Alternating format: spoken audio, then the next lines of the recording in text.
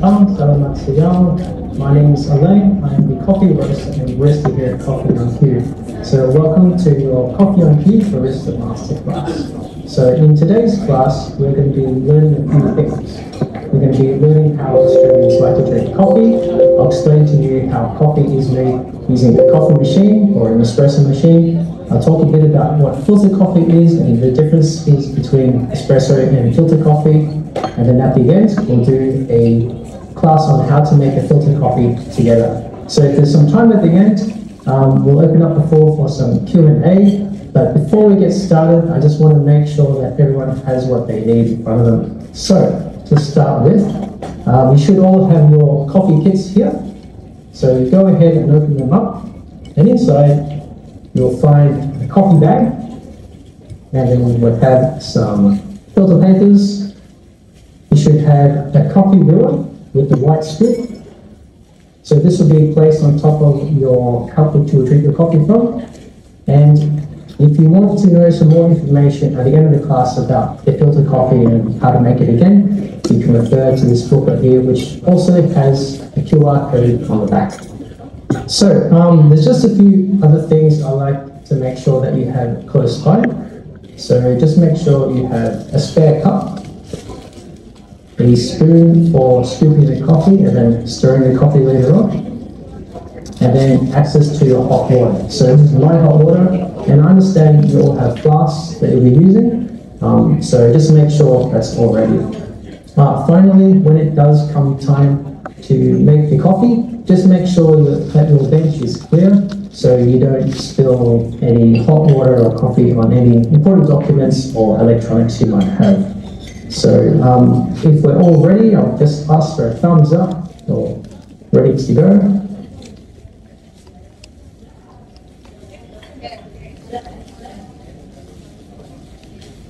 All good? Great. Okay, so to start off with, I'll explain how Australians like to drink their coffee.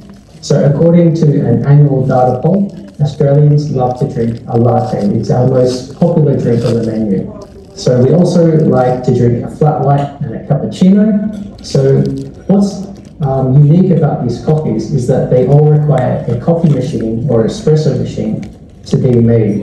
The espresso machine produces hot pressurized water, which is it's required to make the latte cappuccino. So what happens when you go to a cafe? I just want to explain to you what happens behind the scenes at a cafe, behind the coffee machine when your coffee is being made. So just take a moment and just imagine that you're in Melbourne and you go to a cafe and you order a latte. The order then goes to the barista, which they then use this device to make your coffee. So this is called a group head or a portafilter. And inside is a component called a coffee basket. So it's made out of stainless steel, and on the bottom there's some little tiny holes. So what happens, the barista uses the grinder to grind coffee very finely, which is then distributed into this basket here.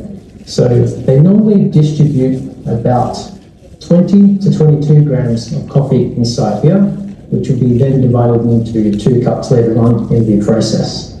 So this is known as the dose, and this forms the first part of an espresso recipe. So what happens, the barista then takes a tamper and will tamp the coffee so to make the coffee grounds nice and compact. This then goes into the coffee machine, they lock it in like so, and then they press one of the buttons on the coffee machine, which then distributes hot pressurized water through the coffee into the basket, comes through these little holes and makes a nice syrupy liquid, which then goes into a latte glass, like so. So the amount of coffee that goes into this latte glass is about 10 to 12.5 mils of espresso. So this is normally 2 cups. So this is known as espresso, and you can drink this straight up. And this is how I like to drink my coffee as well. Sometimes I have a latte, but I normally like to drink espresso coffee nice and strong. So the flavor of espresso is normally quite intense, strong like I said, and you can sometimes taste notes of chocolate and maybe some nuts as well. However, that's only the first part of making a latte.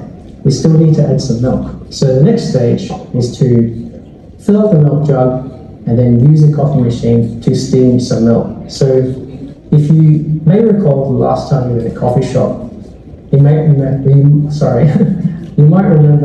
that the coffee machine had two spouts on each end.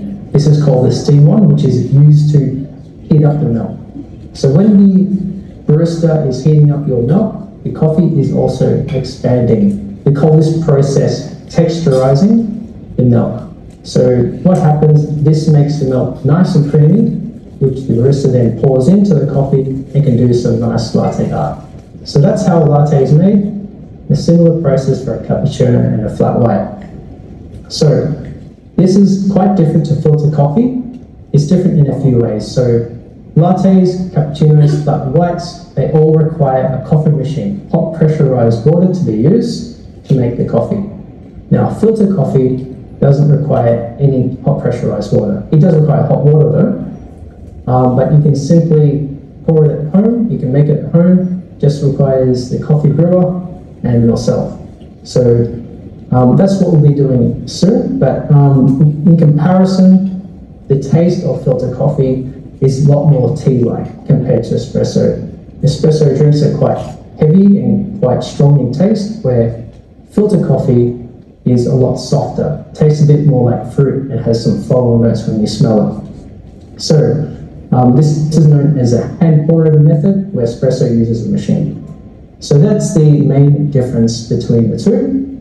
Now, we know a little bit more about filter coffee. We're now going to change gears, and then we're going to make a filter coffee together. So before we do so, just make sure you have everything you need. You should have your coffee grounds, your filter papers, your coffee brewer and scoop. You should have your favorite cup. So your coffee brewer will sit on top of your favorite cup. I'm going to be using this glass container here, just so you can see what happens when the coffee goes inside. And make sure you have your spoon, and now is the time to make sure you have your hot water ready. So I'll just ask for a thumbs up when you are all ready to go making the coffee. Okay, fantastic. So the first step is to prepare our filter paper. So you can pick up one filter paper, and then you'll see that it has two different sides. One side has a pattern and one side has no pattern. So the side with the pattern, you can just simply fold over for about 1 centimeter. So fold it over, so it should look like that. I hope you can see that on camera. Great.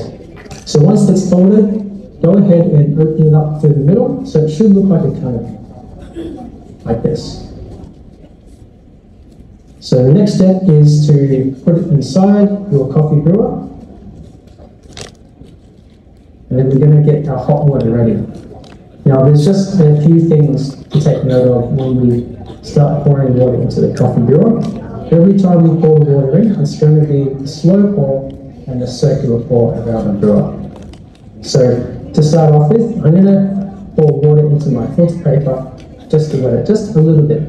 So you can all join me doing this, just a little bit of water. Okay, great. Now this does a few things. So first, it gets rid of the papery taste which comes from the filter paper. It also helps the filter paper sit more securely inside the coffee brewer, and it also warms up your cup. Get it ready for that nice, delicious coffee we're going to be making soon. So once all the water has filtered through, you can empty that water from your favorite cup into your spare cup. Okay, great. So now we are ready to start adding our coffee. So for this recipe, or for this filter coffee, we're going to use 15 grams of coffee. Now I understand you don't have scales, but that's okay. I'm going to talk you through roughly how much 15 grams of coffee is. It's going to be 1 scoop, 1 white scoop plus 1/3. You can see that the white scoop is divided into 3 parts. So the second scoop is only going to be 1/3. So go ahead and open up your bags of coffee. Probably need to give it a solid pull. And then you can open up the seal.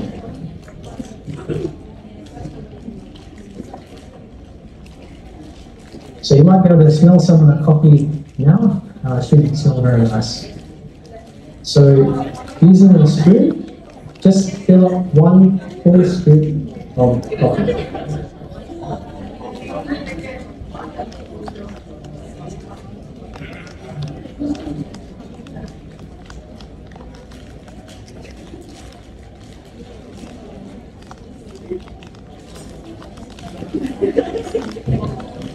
Okay, when you have 1 full scoop, go ahead and add that into your filter paper. And then the second scoop is only going to be 1/3.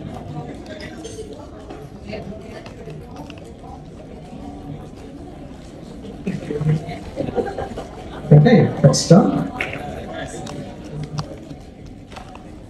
Now, one trick I like to do is it's good practice to make sure you have a flat bed of coffee inside. So you can simply do this by tapping the side of the coffee. That will make a nice flat bed. Another thing I like to do is just make a little well or a hole in the center of the coffee grounds. Okay, now we are ready to add the water. So we're going to be doing 3 pours, and I'm going to be counting in from 5. So I'll say, for example, 5, 4, 3, 2, 1, pouring, pouring, pouring, and then I'll tell you when to stop. So the first pour will be 50 grams of water into the cup for the first 30 seconds. After 30 seconds, we'll add 100 grams of water more, and then after some time after that, we'll then add our final 100 grams of water. So just get all your coffee water ready in your hand. You're going to be ready to pour. Sorry, Jenny, I can't quite hear you. How would they know 50 gram, 100 gram of water? It's just estimation? Just an estimation. So I'm going to be using a timer. Okay. So I'll tell you when to start and when to stop. Okay, sure. Yeah. Great. Okay, so if everyone's ready with their hot water, I'm going to count down to 5 now. So 5, 4, 3, 2, 1, and pouring, pouring, pouring. So you want to pour to roughly halfway up the coffee brewer. And once you do so, you can stop. Stop about now. So this process is called the bloom process. This is when a lot of carbon dioxide is released from the coffee, releasing a lot of nice aromas.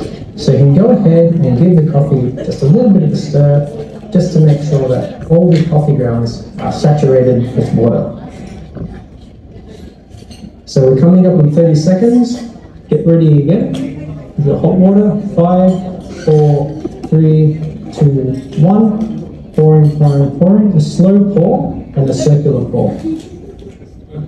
So pour until it's about 1 centimeter from the top. And stop. So now you might be able to smell some nice aromas coming up. And what you can do here, what I like to do, is just to pick up the coffee brewer and give it a little bit of a swirl, just to make sure everything's going to be nice and flat at the end. So we're coming up to 1 minute 30. So you might want to get your hot water ready again. Yep, and we can smell the aroma of the coffee here. That's excellent. Does it mean that the beans are really good? That's why we can smell so good, or? Wow. Yeah, they should be fresh in the bag, kept fresh. Yes. So we'll do our final pour now. So 5, 4, 3, 2, 1. Pouring, pouring, pouring. And we want to pour until it's about 1 centimeter from the top. Okay, so that will be our last pour. So you can go ahead and try and give that another swirl. And yes, so a good sign that the coffee is fresh is that You might be able to see a lot of bubbles forming and maybe some crema on the coffee at this stage.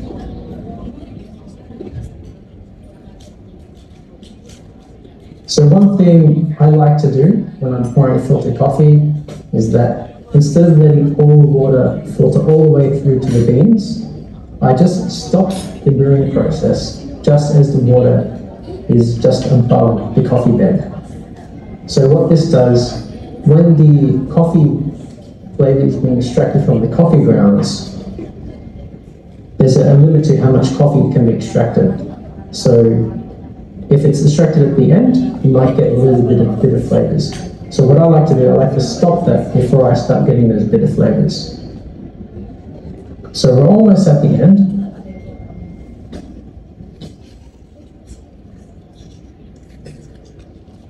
So I'm going to start to take mine off now. You can see the coffee bed on the bottom. And I'm going to put this on my spare cup.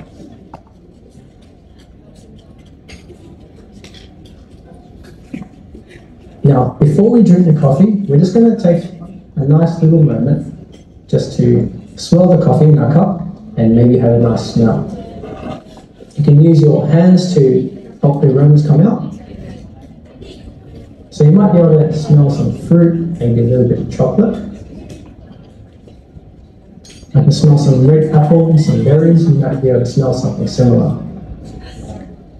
So when it comes to smelling and tasting the flavours of the coffee, it's a bit of it takes a while to train your palate and your nose to do it. But one good way to train is to sip some coffee, and then you can look at the coffee bag and see what flavour notes on the coffee bag.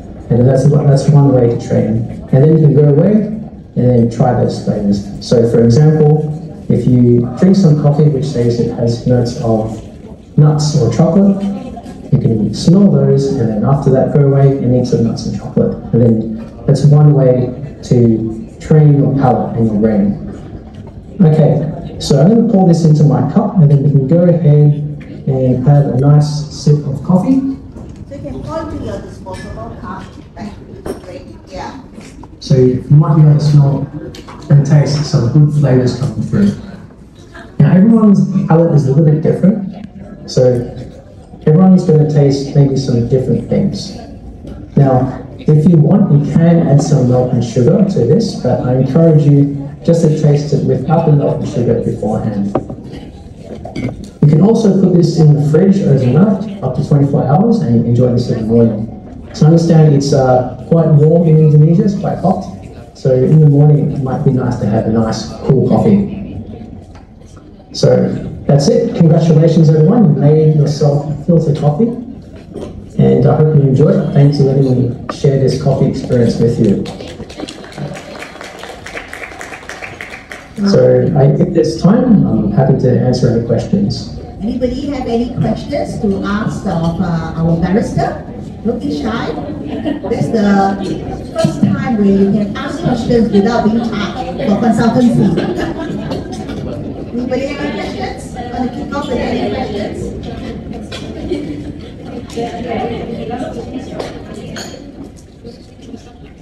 Thank you. I just want to ask about how to learn to smell after coffee. What I mean is, you said that it smells a little bit of fruit, nut, or something like that. How to learn to smell like that? Thank you. You're welcome. So one good way to do it is you might buy some coffee which has the notes, like flavour notes of fruit and nut. So what you can do, you can make the coffee at home, and then you taste the coffee and just try to register in your brain, this is what the nuts taste like, this is what the fruit tastes like. You'll be able to sync your brain with what you're tasting in the cup. And then over time, when you try other coffee, you might be able to taste those similar notes. But it's also good to have the coffee with the fruit and nut flavours, and then also maybe have the chocolate with nut and fruit on the side, so you get a good understanding of how the similarities are. So hopefully that answers your question. Thank you. Any others with questions? Apart from coffee, I believe you can ask personal questions too. Anybody wants to ask? Maybe I will kickstart with another question, Ian. Will the temperature of hot water affect the quality or the smell of your filter coffee?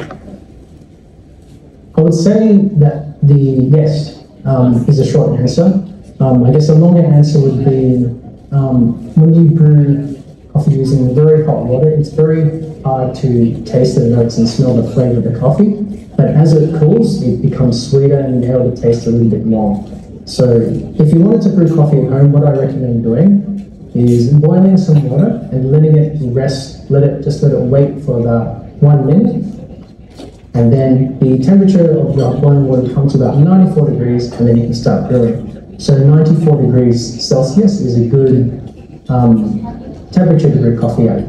So there's also other methods of brewing coffee. So in Melbourne during summer, what we like to do, a lot of cafes sell cold brew. So that's simply grinding some coffee beans and then you add cold water to the coffee and then you can put it in the fridge for a few hours or even up to 2 days. So what that does, it makes you get a lot of sweetness from coffee if you do it like that. So yes, the different temperatures can highlight different characteristics and different flavors in a certain kind of coffee. Okay. And also, people from our region, not just Indonesia, but Singapore, Malaysia, we like to drink our coffee hot, right? But if you go to Australia, you will find that the coffee is not as hot as you like to have because there's a reason. It actually affects the milk, the coffee taste. So if you really prefer hot, you will need to tell them cappuccino hot, so that they will make it a little bit hotter than they would normally do. Am I correct to say that? Because I realized that the coffee in Australia sometimes is not as hot as what we would like, back. So it's something that, I think it's good for you all to know. And then I think there's a very special coffee that originates in Melbourne called Magic, right? So, oh yes, the Magic. Yeah, yes. So maybe you can share with them, what is this Magic, so that next time when they go to Melbourne, instead of cappuccino and latte so common, you ask for Magic. Yeah. Okay, over to you. Yeah, sure. I'll be happy to explain. So, as I mentioned before, the coffee is put into this brew handle and it comes out of these spouts. So, when we are brewing coffee with espresso, there are 3 stages to when the coffee comes out of the spout. The first 2 stages are sour, and a bit sweet, and then the last stage is a bit bitter. So what the Magic does, you stop the coffee extraction just before the extraction becomes too bitter. So, for example, a normal coffee extraction is up to 30 seconds, but you might stop extraction at about 17 seconds just before it gets bitter. And then you add the milk, only halfway, only a little bit of milk, not frothy milk, just flat milk that you might give in a flat white, and that's the Magic. So that's meant to make the coffee taste a bit sweeter and without adding any sugar or anything else like that. Wow. And it will taste quite strong as well. Oh, okay. Yeah. Any others with questions? In the young generation, everybody loves to be a chef, not necessarily master chef, loves to be a barista. How many years or how long does it take to be like a really accomplished, barista that you can have your own following or operate your own cafe? Maybe you'd like to share with them? Yeah, sure. So I'd say it all depends on the individual. So for example, a person might join a cafe, they might start working in a cafe, and maybe after some time they'll start to learn how to make coffee. So you can actually learn how to make coffee in 1 day. They can do barista course in Melbourne, where they can teach you how to do this in about 4 hours. And it all just comes with practice. So depending on the environment you are at the cafe, or how busy it is, then you can start to become very confident in making in mastering the basics of espresso coffee, maybe within a few days or even a week. For some other people, it might take a few weeks, it might take a few months. It does depend on the individual and then how much effort you're willing to put in to learn the science and the art behind the coffee. And it also comes from experience, so you might learn coffee in one cafe, and then you might go to other cafes to try the coffee there, and then you can get a good idea of how baristas make, how different baristas make coffee, and you can start to understand why the result is tasting a bit better, why the milk is too hot. Sometimes it depends on the people, but so I went on a bit of a tangent, but it's really up to an individual how long it takes for them to learn how to make coffee. Okay, and of course, before you wrap up, maybe can you share with us the 3 best of your favorite cafes in Melbourne, city, that they can try the next time they win the prize at the end of the day, or a trip to Melbourne. Yeah. Absolutely. So I would say that one of my top 3 is called Code Black. So CODE, and then Black, BLACK. So they have a few cafes around Melbourne. Their flagship store is located in Brunswick, so I highly recommend that you check that out if you are in Melbourne next time. And there's also a few others which I really like. 279 is actually a Japanese cafe serving a really nice Japanese type of brunch. So it's located near Queen Victoria Market on Victoria Street, but you do need to get in there early because they do get very busy. And another one that I like in the city is called Brother Baba Budan. So they are located in Little Bourke Street near Melbourne Central. And when you walk inside, it's only a small shop. You look at the ceiling and there's like all these chairs on the ceiling. It's a very unique cafe to go to, and they serve great coffee as well. So they're probably my top 3, and I'm happy to pass those cafes on to you later, Jenny, if you like. Wow, yes, I've only been to one of the 3, so it looks like I have to go back to Melbourne again, not too far from now. So Brother Baba Budan is really a very interesting cafe where it has a lot of chairs hanging upside down from the ceiling. Yeah, but it's a very small little cafe, and I think they have outside seating as well, indoor seating. So, well, we hope that you have enjoyed this hands-on experience. You've learned something about coffee. You've enjoyed this masterclass, and I'm sure you're also charmed, like Christine, by Alan's personality, passion, and hopefully his insights of coffee as well. We hope that this is something that you will remember Melbourne from. Our coffee is really good. I think everywhere in Australia has good coffee, but Melbourne is really where coffee first started. Yeah, it's the coffee capital of Australia. In fact, we like to think that Starbucks will probably only survive in the early 2000s when the Asian students started to come into Melbourne, because every corner in Melbourne you have a great cafe, so it's a bit hard for the Americanized kind of coffee to kind of make their inroads there. So, well, the next time when you're in Melbourne, as you're sipping your coffee, you'll be able to appreciate much better what you're drinking, who are the roasters, what are the beans, and talk to these passionate baristas, about, if you like to know more about coffee. That's really something what you do when you travel. So we hope you have enjoyed this, session, although it's virtual, but we hope that you enjoy. You can go back and try, filter coffee to surprise your girlfriend or wife, etc. And Alan, do you have any last words before we wrap up? Or before the Zoom comes on us? Yeah, I just want to say it was really my pleasure to share this coffee experience with you, and thank you so much for the opportunity. Thank you so much, Alan. Thank you. So, thank you. Yeah, the rest is ready for y'all to kind of, I think, don't throw away the coffee powder. It's carried all the way, from Melbourne on a flight, to Jakarta. So enjoy it. And you must keep it in a so-called airtight container, because it's already been what we call the beans have already been crushed into powder, so it can't actually be on the shelf for too long before it loses its aroma, the fruity, that kind of aroma that Alan has taken through on this journey. Yeah. So thank you so much, Alan. Thank you. Thank you guys. Thanks for having me. It's been a pleasure. Thank you. Thank you. Bye. Bye. Can you see them? See ya. Bye. I can see you. You should take a photo with the. Yeah, sure. If you like.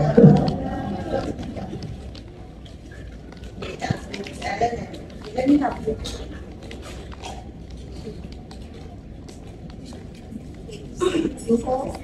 Yeah. You see everybody? Cheers. Bye. Terima kasih banyak.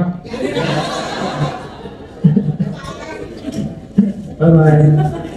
Sampai jumpa.